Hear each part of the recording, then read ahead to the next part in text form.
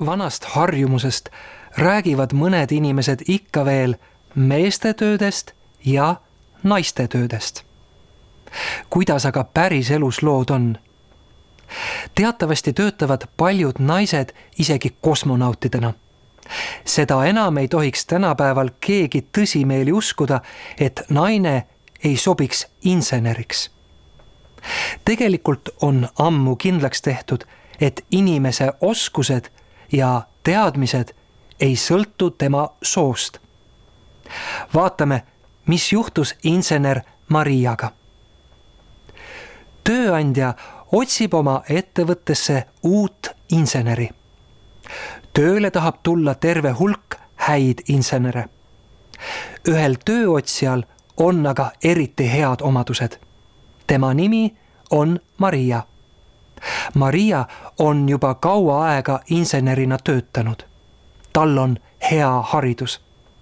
Lisaks on tal suurepärased oskused ja palju kogemusi. Marial on tööandja arvates ainult üks puudus. Maria ei ole mees. Tööandja lihtsalt ei usu, et naine võib olla hea insener. Ta ei kutsugi Mariat töövestlusele.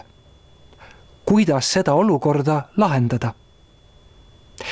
Tööoskused ja kogemused ei sõltu sellest, kas keegi on naine või mees. Naine võib olla hea insener. Mees võib olla hea lasteaiaõpetaja. Sellisel juhul oleks just Maria kõige parem kandidaat. Tööandja oleks pidanud tema valima. Maria kandideeris varsti teisele töökohale.